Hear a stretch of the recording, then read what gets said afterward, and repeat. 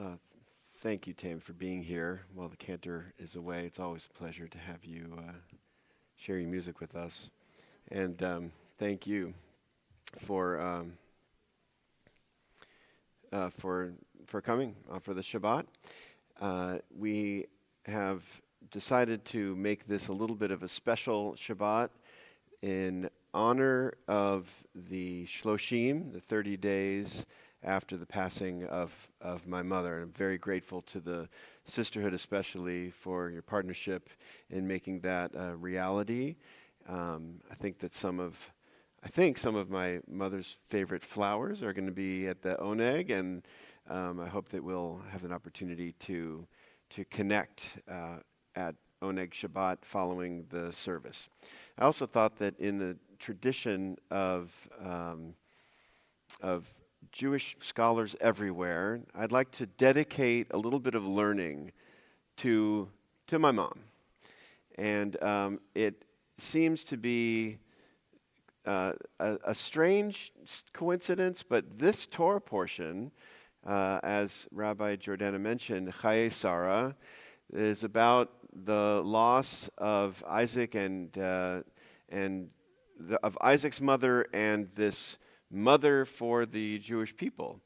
This Torah portion has followed me around personally in a very strange way. When we were in seminary, we were asked to give sermons each year on the Torah portion for that week, and it was kind of the big grade of the year. The entire school would offer their criticism, and if you think giving a sermon in front of a congregation of 800 families or so is tough, just try to give a sermon in front of 20 or 30 rabbis who are all going to give you their feedback. But this Torah portion was my assignment every year that I was in school. Just randomly worked out that way. And I think about it then in terms of not just the fact that for the Jewish people, this is this critical moment when legacy is quite literally being created for the first time. You have Abraham and Sarah, who are the first Jewish journeyers. They are those first sojourners in the Jewish project, but also a number of other connections that happen in this Torah portion that seem to have connected with what's happening in our lives. So I want to, though, in this moment, I want to study something with you that I think will, number one, do honor to this legacy that we've all received from Sarah, this great character in the Bible in her own right, and also to show you what I think is one of the most understudied and strongest Jewish female characters of the entire canon. So this is when I'm going to ask for help from my fabulous crew here. Oh, you're welcome to. Okay, thank you. Here you go, Beth. I'd love for you to help also. There's lots. We'll see if there should be one for everyone. So we're not going to be talking about the character of Sarah, but instead we're going to be discussing a character that you may never have heard of before. Her name is Beruria. A little bit. I think actually I remember the sisterhood inviting Beruria to Sukkot once upon a time, years ago, when the custom is to invite our ancestors into the sukkah, and you're also remembering a Seder. She had her own table, and did she show up? She did. Wow. Okay. Well, we're going to look at a few places where this character appears in the text.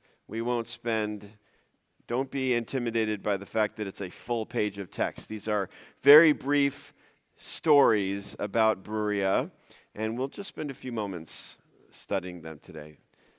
Thank you to the three of you for handing these out.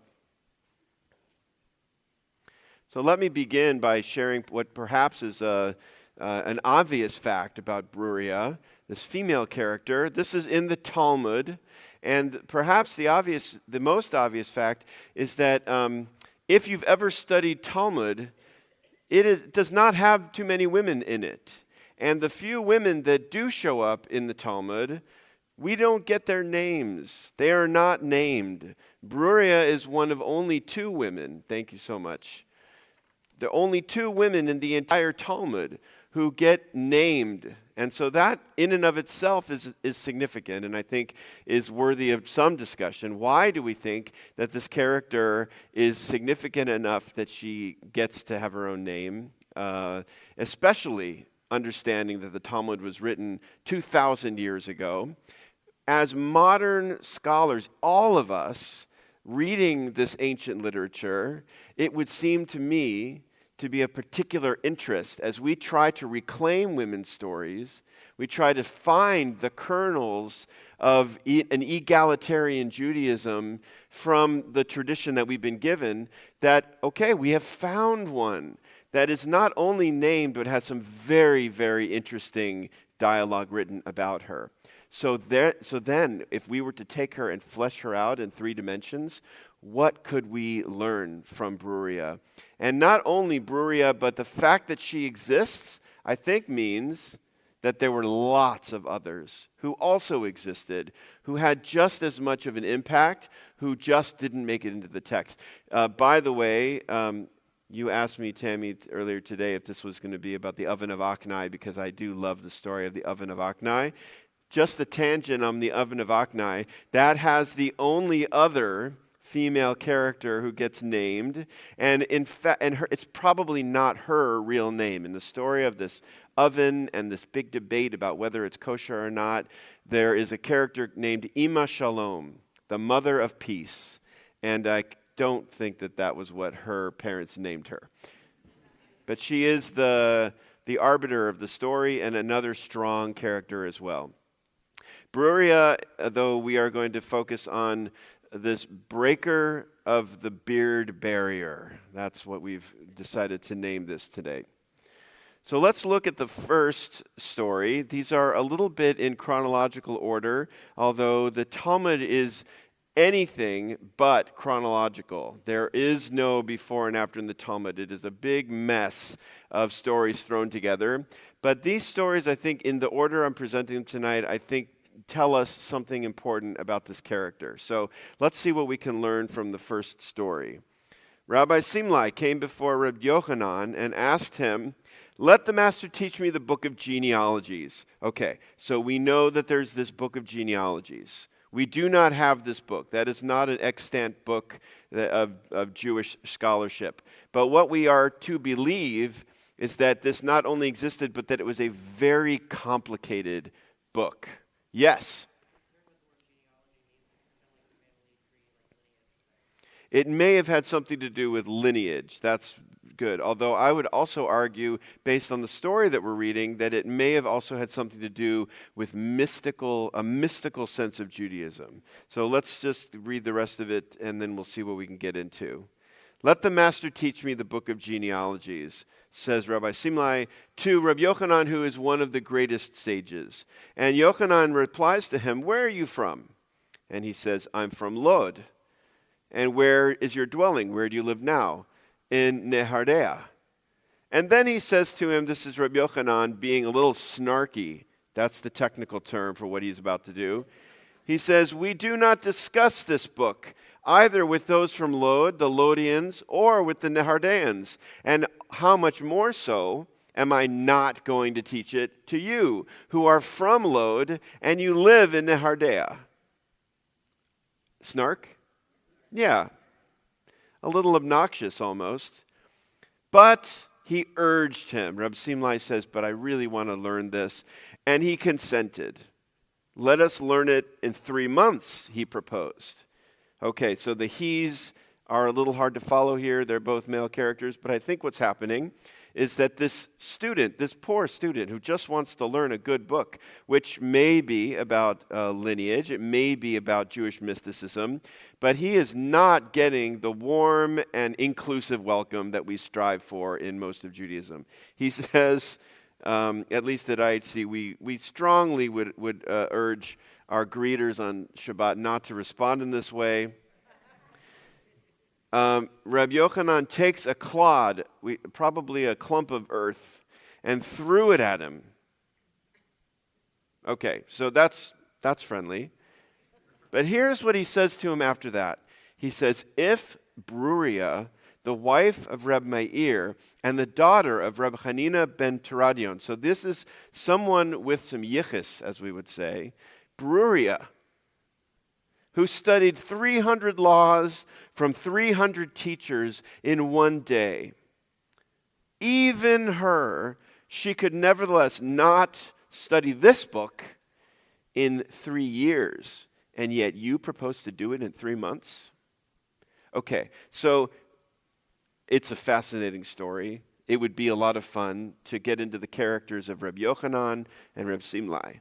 But what I want to focus on is why on earth are they bringing up this Beruria character who, as I mentioned, this is not chronological order, but this is the first we are hearing about her.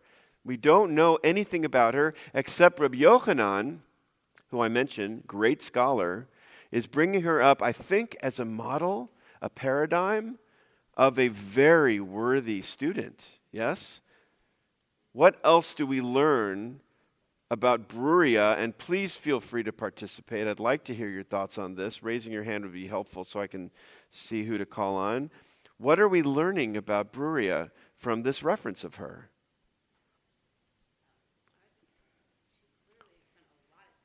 She clearly spent a lot of time studying. She was very dedicated. She learned 300 laws from 300 teachers in a day. So she is well known enough for this scholarly attitude of hers that they tell stories about her. What a great scholar she is. I'm not sure. Could you do that in 1 second per? There's got to be more than 300 seconds in a day, yeah. Sometimes it doesn't feel like it. Yes. She is the wife, we are learning, of Rabbi Meir. That's going to be really important. And one of the stories is about their dynamic and their relationship. But I will tell you now, very famous rabbi also in his own right. And she is also the daughter of a rabbi, Rabbi Hanina, and a sage as well, not quite as famous in the Talmudic world as Rabbi Meir. But okay, so she's got some serious yichus herself. She's what? And wait a minute, she's a woman studying. Doesn't seem to be the norm either. Did you have your hand up too? Yeah.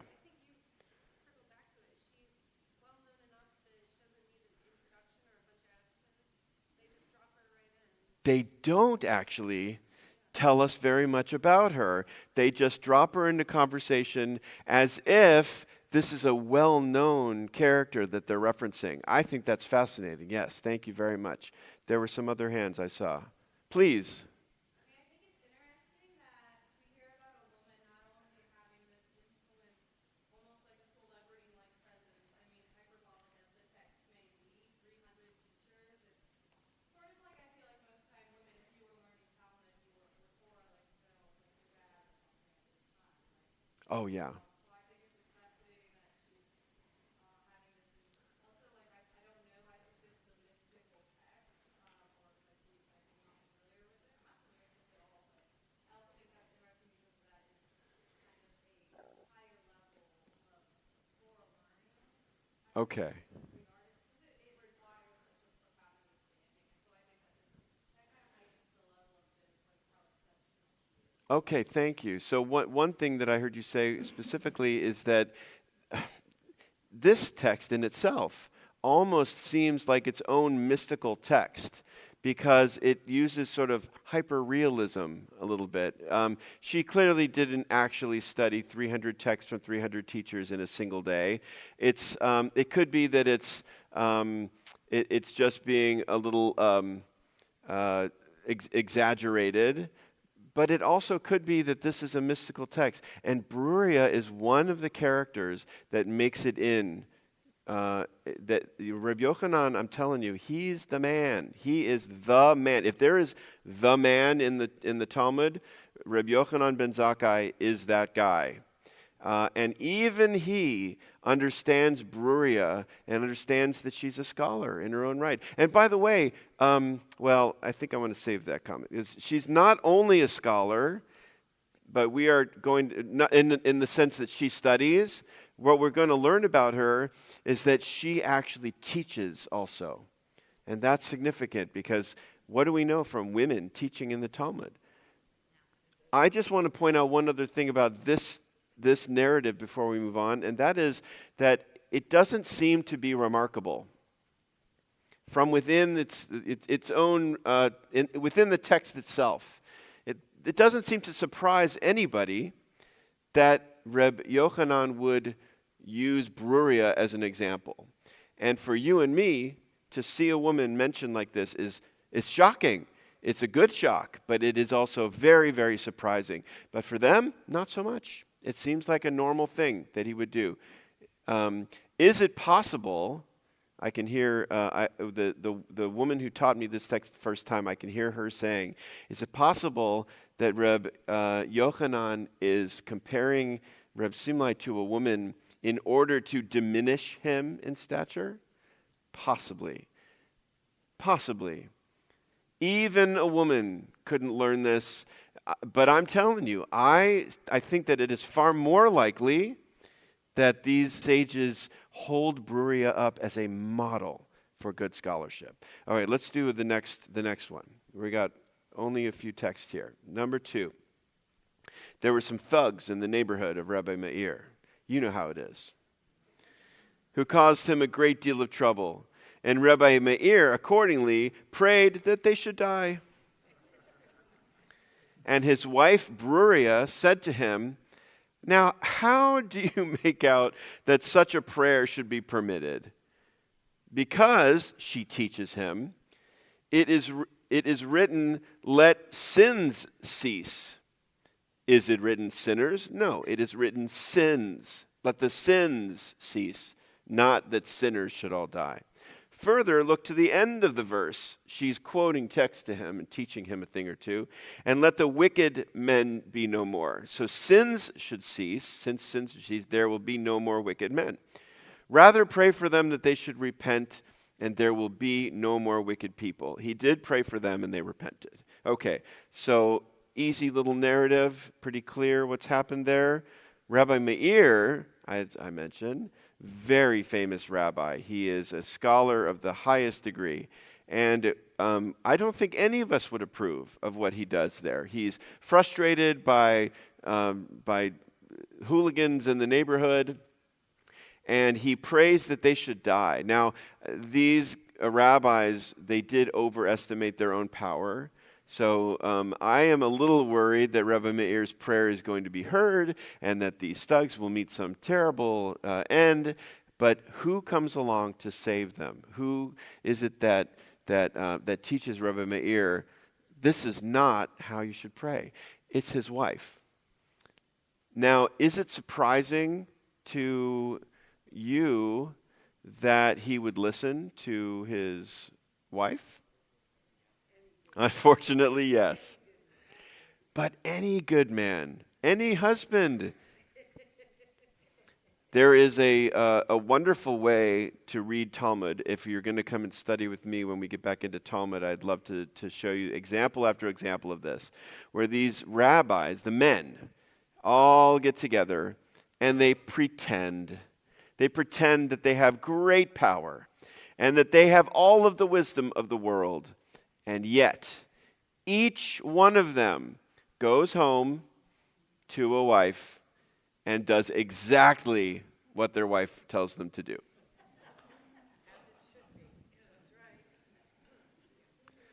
So in this situation, and by the way, it's not, I think, a small matter that this little interaction between husband and wife it's preserved for thousands of years in the text. This is one of the texts that these same rabbis chose to include in their project of the Talmud.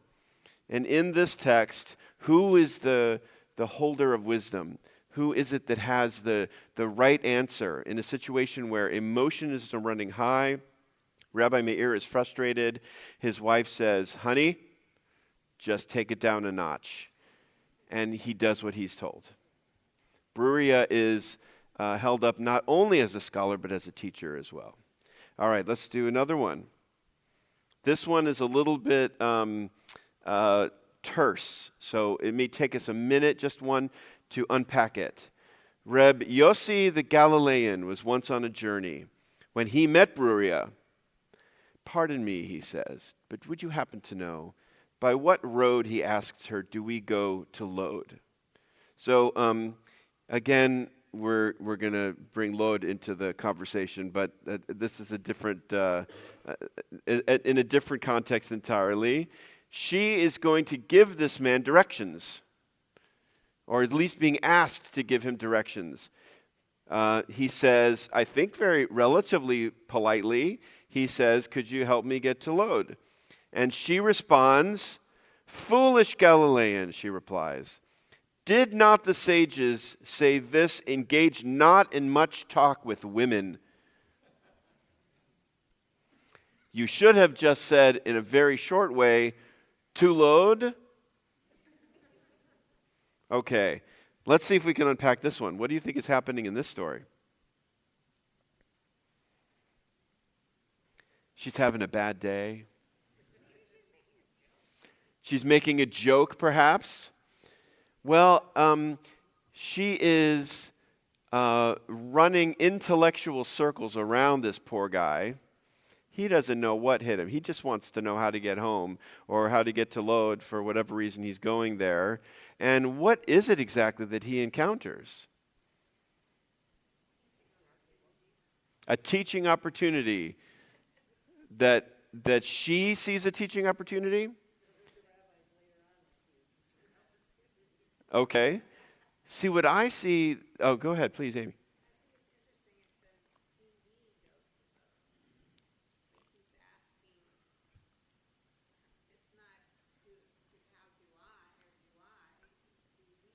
Uh-huh. She clearly is taking offense to something. And she says that maybe he is trying to hit on her, maybe trying to pick her up. Something is happening here underneath the surface of the text. She is either having a bad day or is very frustrated with him or something. But what she does is the interesting part to me. She says, I am not going to answer your question. I'm not going to tell you the simple answer to how you get to Lod. But I'm going to rub it right in your face. Yes, Lucy? I'm wondering if she's almost perhaps taking offense to the idea that he would specify, like, to what road do I take to Lod? How else would he travel to Lod? Is he going to go through the wilderness? No, of course he's going to take the Lod. So maybe he took it as... You ask a stupid question, you get a stupid answer. It would be like if I asked, like, Rabbi, where in the synagogue is the bathroom? I can just ask, where's the bathroom? Okay, so maybe she is actually trying to teach him something. Okay.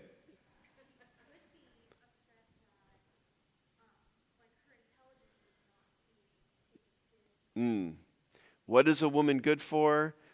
I'm going to ask her directions.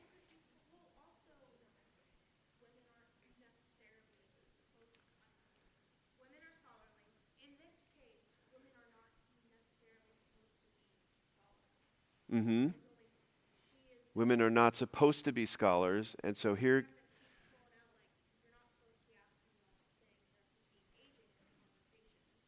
Right. If you are going to look at me for any information, then I'm going to tell you that this entire endeavor of Jewish knowledge and wisdom is flawed. What she points out is arguably the most offensive piece of rabbinic literature. You should not spend a lot of time talking to women. That's horribly offensive. And she is going to use that as her quote to say, oh, you want directions now, do you? You want to know something from me. You want some of my wisdom. And you think you deserve it. You think you own the right to ask me? And so she throws it in his face and says, well, fine. Then I'm going to tell you that the Talmud teaches not to talk to women. So go ask somebody else. Powerful. This is the hard question, of course. How much of this are we reading into it? How much of this is actually in the text itself? And why would they preserve this bit of story for us? Yes, Amy.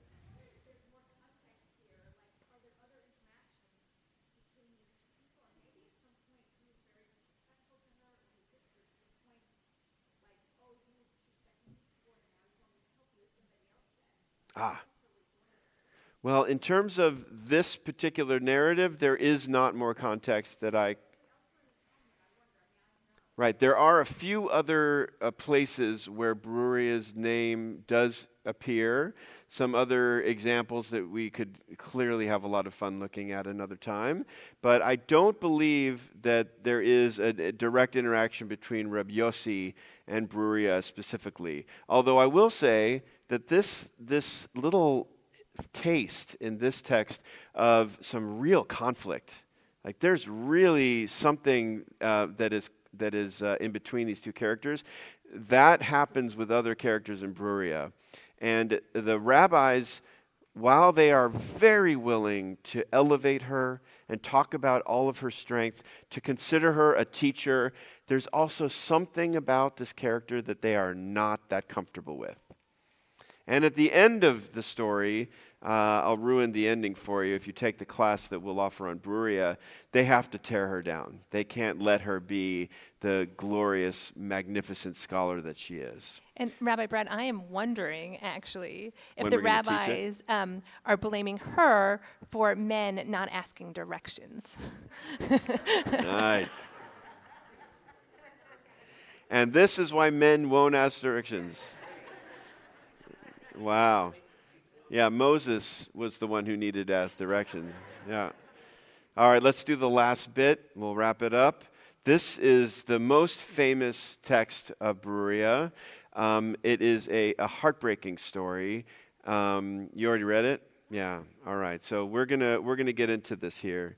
It begins with a title, a good wife who can find. This is from Proverbs, and this turns into a midrash on Proverbs. Okay, so a midrash is a special kind of commentary.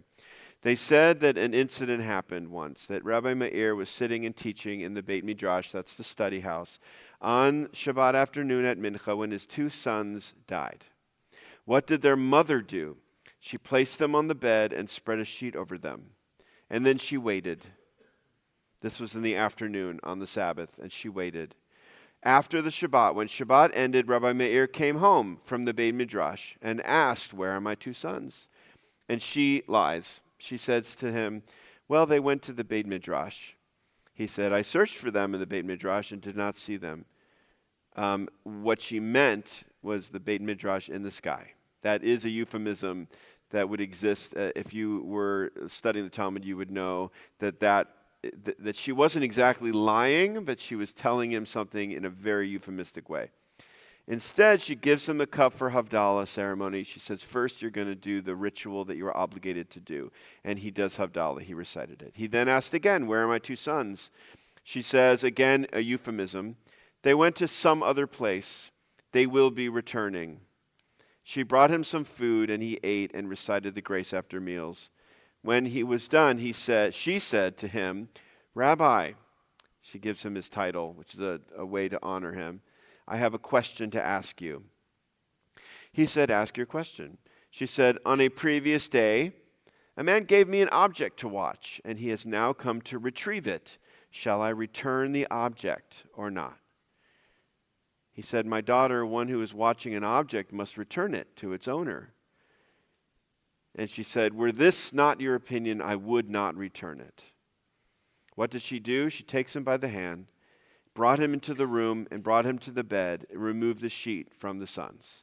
And when he saw them lying there, he began to cry and said, my sons, my teachers, my teachers. My sons in the way of the world, and my teachers in that they would enlighten my eyes with their Torah." At that time she said to him, "Rabbi, isn't this what you said to me, that I must return the object to its owner? As it is said, God gives and God has taken away. May God's name be blessed." So in a sense, and like I said again, this is not, it is not in any kind of chronological order, but what do we learn about Beruria from this episode? Sorry? She understands that, well, one, she's trying to soften the blow.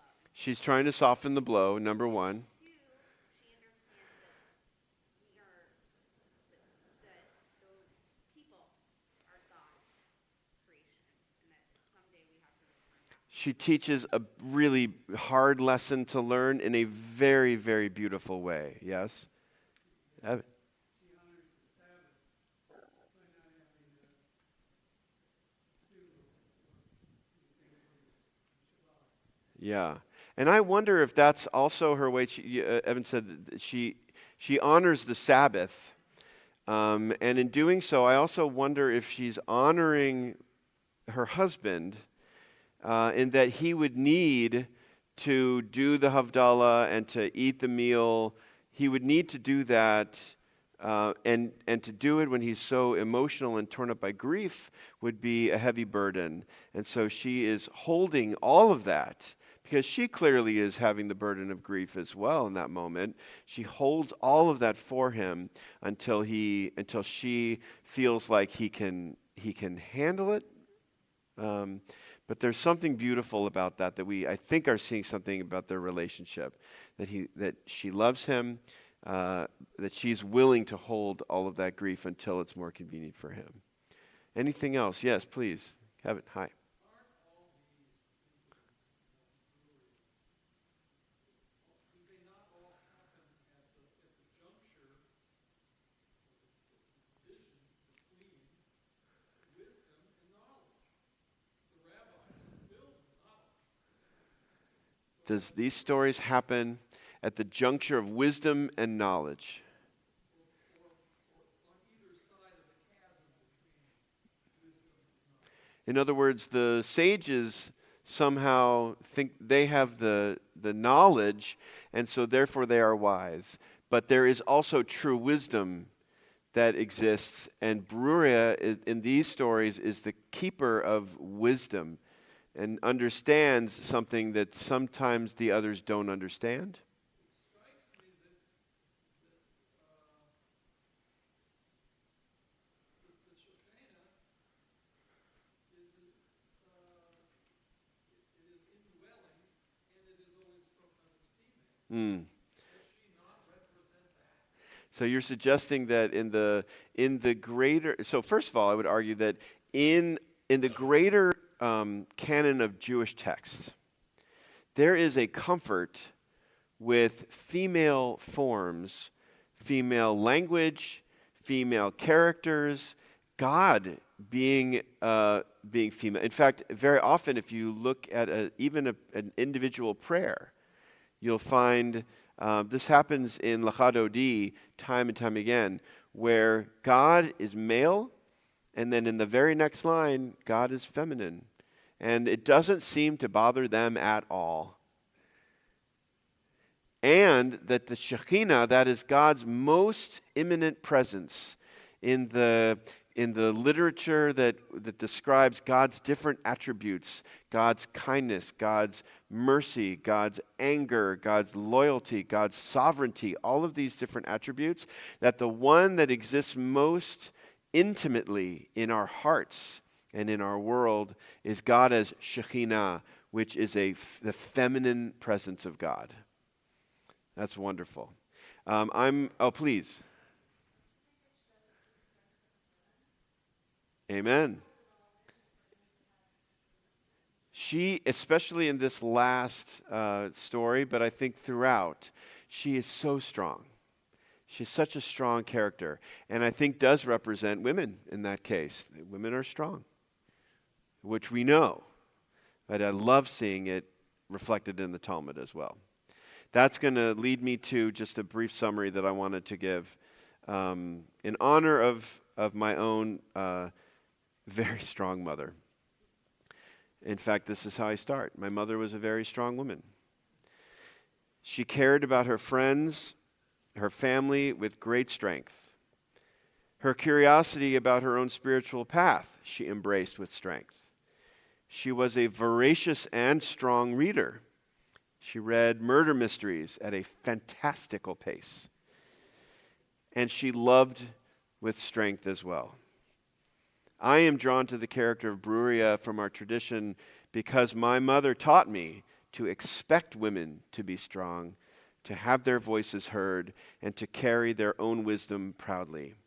Many here may not know this, but the reason I was first introduced to Reform Judaism was when preparing for my bar mitzvah years ago, my mother was told by the traditional conservative congregation to which we belonged that she would not be allowed to participate in my service.